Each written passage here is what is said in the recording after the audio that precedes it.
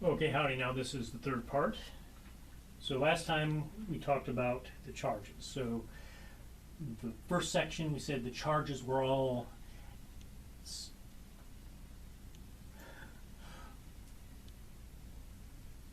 okay, howdy. So this time I'd like to talk about how charge is distributed among different objects. So in the first part of this we talked a little bit about the electrons being the cause of all this charged stuff. And if you have too many electrons, you have a negative charge. If you have too few electrons, you have a positive charge. And too many or too few, that depends on the number of protons that make up the total number of atoms that you have in your material. So we're going to take that idea and we're going to run with it, right? So that was the first thing, that we have the charge is composed of these electrons. And the second thing was if you have like a metal, then the charges would go to the edges, right? And when the charges go to the edges, you get a surface charge density there. Well, what happens when I take two bits of metal and put them together, right? If I have two spheres, right? So initially, the spheres look like this, right? And let's say they have the same amount of charge on each one. So this guy has 1, 2, 3, 4, 5, and this guy has 1, 2, 3, 4, 5. Now, when they touch, what's going to happen? Well, what happened here originally? Well, you ended up with a uniform charge density all around this sphere, right? And you had a uniform charge density all around this sphere, so that the range between here and here, the range between here and here and here and here and here and here, those are all the same sizes, right? So we ended up with different charge densities here. Right? We have different charge densities because this guy's larger, so he has a larger area than this guy. But they have the same amount of charge. What happens over here? What happens? Well, this guy has less area, so he has a higher charge density, so he's going to push some of his charges over there. So maybe this smaller ball only has 3, and this guy now has 1, 2, 3, 4, 5, 6, 7 charges on it. So this guy ends up with 3. Wrote it the correct way, sorry. And this guy ends up with 7, even though they originally had 5 and 5.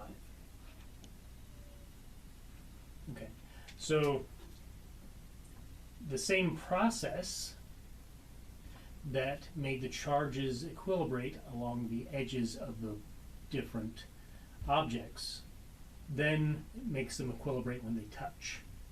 So that when they get pulled apart, this larger surface area to match this surface charge densities ends up with a larger charge than the smaller one. So the larger of the two balls, in this case, the two spheres, steals charge from the smaller ball in order to equilibrate the amount of charge on the two surfaces. All right? Does that make sense? I hope that makes a little bit of sense. So the last thing we're going to say is 3. When two metal objects touch,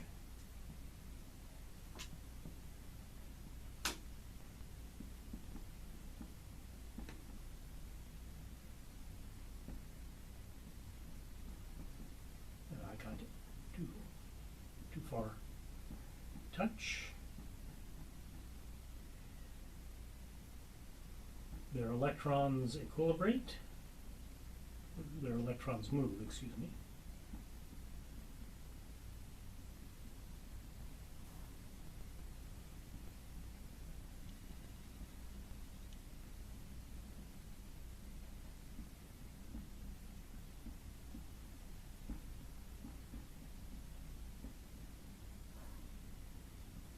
To equilibrate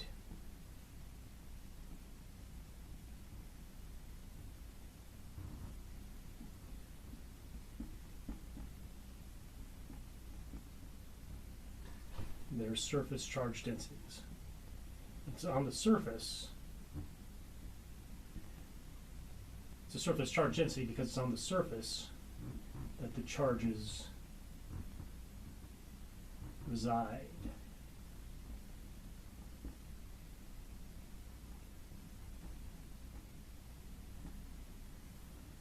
So that the final surface charge density, I should change this, I guess I was calling it D2 bar, is equal to D2 bar of 1, which is equal to D2 bar of 2, the two different objects.